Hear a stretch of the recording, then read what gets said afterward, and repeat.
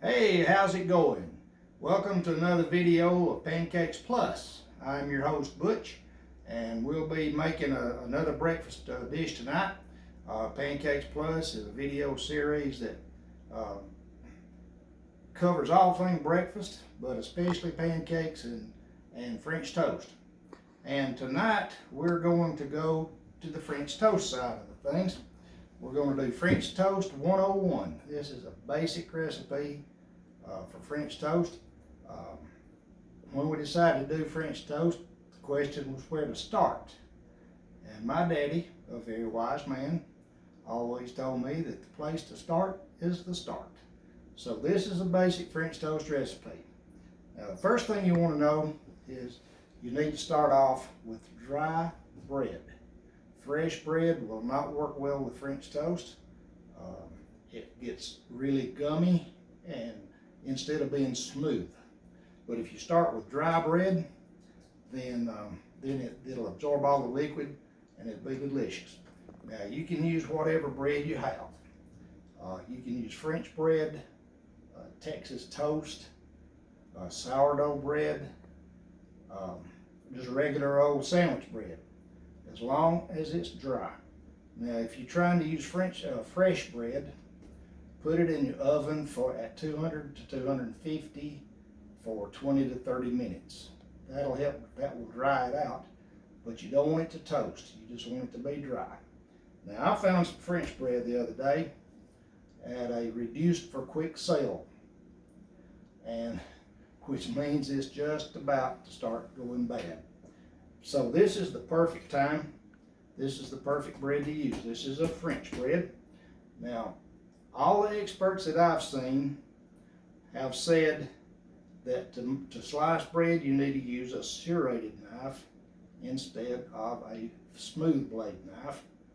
And they're the experts. I'll go with them.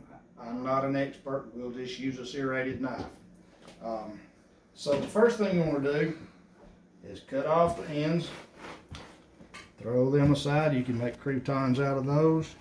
And we want to go with about 1 inch. So we start right here, cut off about 1 inch, right here, then about 1 inch right here. And hopefully we're going to get about 12 pieces out of this. If not, we'll do with what we have. And we go through here and cut out these slices that are about 1 inch apart.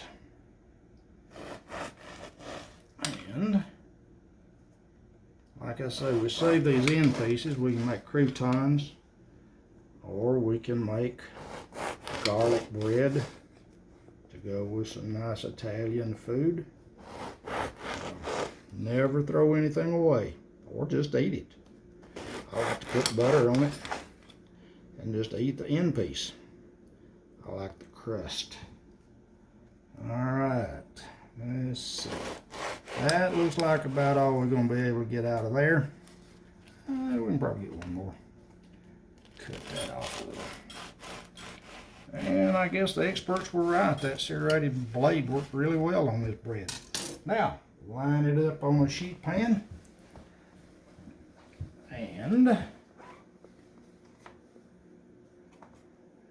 many pieces we got? 2, 4, 6, 8, 10, 11, 12, 14. Hey, we did good. We got 14 pieces out of that. So we're going to put that right there. Now then, for the mix. In here, I have 6 eggs, which we're going to beat up. Get the yolks broken. Start the eggs. Now then, we've got the eggs all broken up, all the yolks. To this, we're going to add 4 tablespoons of sugar, 4 tablespoons of just regular old granulated sugar. Put that down here. Mix this up until the sugar is incorporated real well. And I like this round whisk because you can run it back and forth like a Boy Scout trying to start a fire, and it mixes everything up real well. It's almost as good as using a whisk on an electric mixer. It works really well for that. Okay, I believe that's got the sugar and the eggs combined real well. To that, we're going to add a pint or 2 cups of half and half. Now I use half and half because it makes a rich mixture. You can use all cream. You can use all milk. You can use part cream, part milk. Whatever suits you. I like half and half because it makes it rich without being overly rich. Now then, that's got that done. To this, we're going to add 2 teaspoons of cinnamon, 2 teaspoons of cinnamon, and fresh grated nutmeg. 1 teaspoon of fresh grated nutmeg. If you don't have fresh grated nutmeg, shame on you. This is a little nutmeg grater and a little whole nutmeg. You just kind of guess it. And I like nutmeg, so I'm not going to worry about it if it goes over. And it does give it a classic holiday flavor. Now so far this is beginning to look a lot like eggnog. So I guess if you wanted to cut through all of this, oops, just dropped it down in there. I guess if you wanted to stop, if you wanted a shortcut, just start off with eggnog. Put a little extra sugar in it and go from there. Okay, and mix all that up good. A little eggnog grater down there. And the cinnamon's not going to go in, which doesn't surprise me. So, mix all this up real well. And then you just pour a little bit of this on each one. Pour a little bit on each one.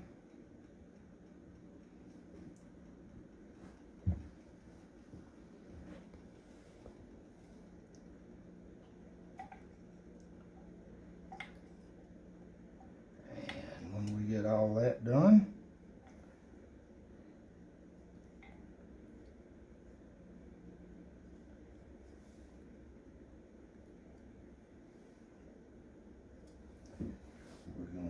flip them. Got all of them poured up.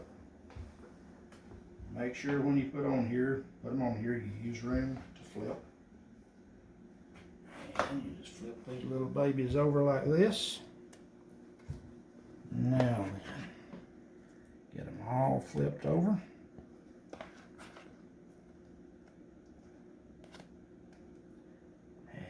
Takes a while.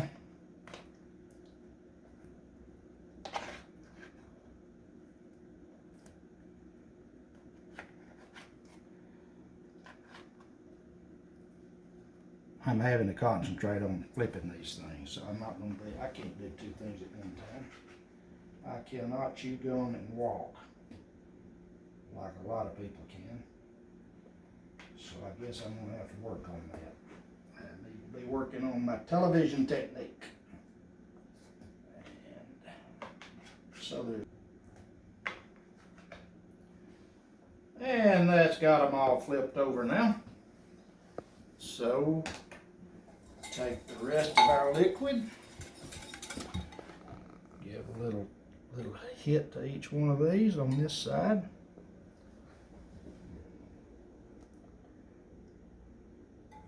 Give each one a little dose.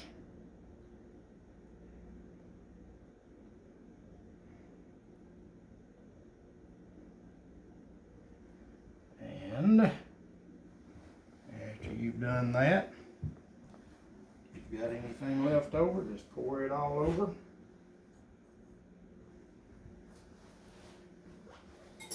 Now, the idea we have is to let this bread absorb all this liquid. So what we're going to do is turn on our griddle over here while this continues to absorb the liquid, so that when the liquid's absorbed, we'll be ready to go.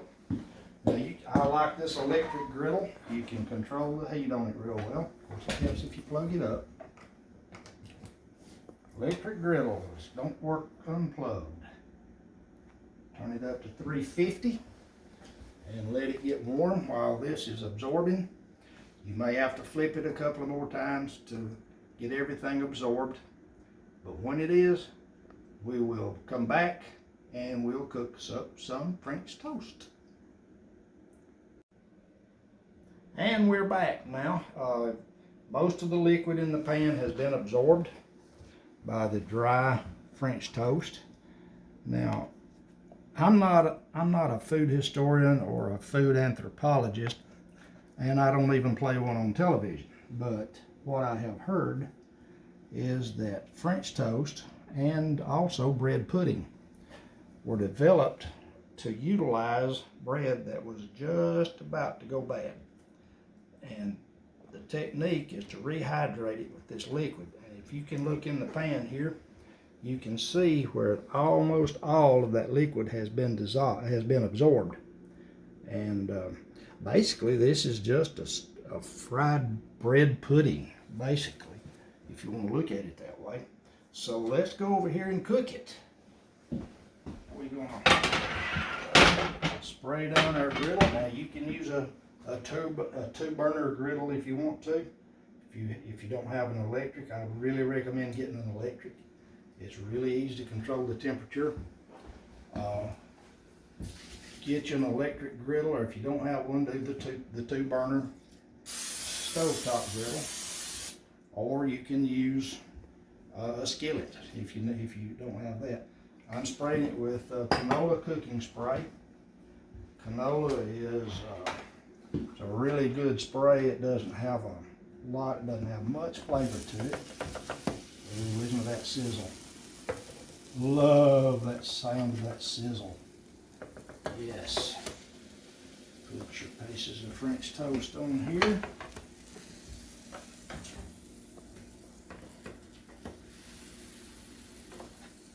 And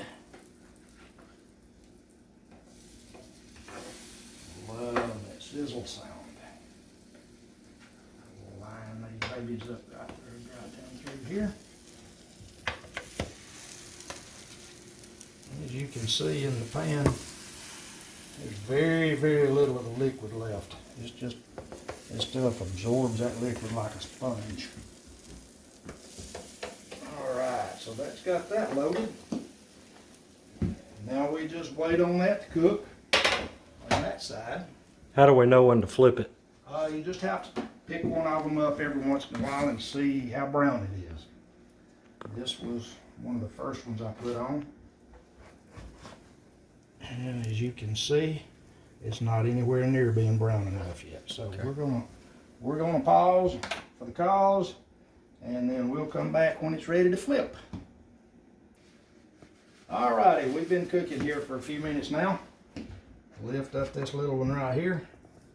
You see how it's brown on that side? Looks just like toast. Looks like toast. And that's what you're looking for. So now then we're going to turn all of these. Oh yeah, look.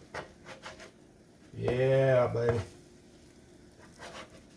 As the guy said, yeah, baby. Look at that. Perfect, perfect.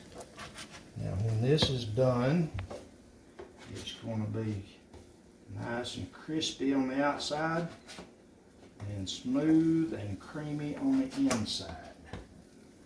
And I don't have an analogy for that except maybe a Cadbury egg. So now then we wait on that side to turn brown. Then we'll be ready to plate it up and eat. My favorite part. And I believe this is almost done. We flip that one up and look at it and see there how nice and toasty it is. So that one's ready. So we'll plate this up now. Put that right there. And come over here and get another one.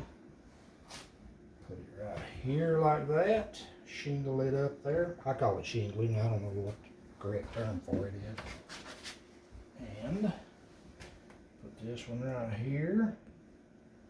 And get this one. Put it right there. Oh man, look at that, Alex. Ooh-wee. That looks nearly good enough to eat. What do you think? So let's take this, go back over here. Now, it's time to add your toppings. You can put fresh fruit on it, strawberries or blueberries, peaches. You can put chopped nuts on it, toasted pecans or almonds or whatever. Dust it down with some powdered sugar if you'd like. Make it look a little snowy. There we go. Now you can put maple syrup, honey, whatever your favorite topping is. I like log cabin syrup. It's what I grew up eating. And so we're just going to drizzle this log cabin syrup over this. Ooh, yeah. And look at that. A little whipped cream. If you don't make your own whipped cream, just get you a little of this Squirtum whipped cream. Put you some right here in the middle like that. And there you have it. Basic 101 French toast. And this is Butch from Pancakes Plus. Be sure and like, share, and subscribe. And as always, we wish you Heart of Dixie dishes from the Heart of Dixie.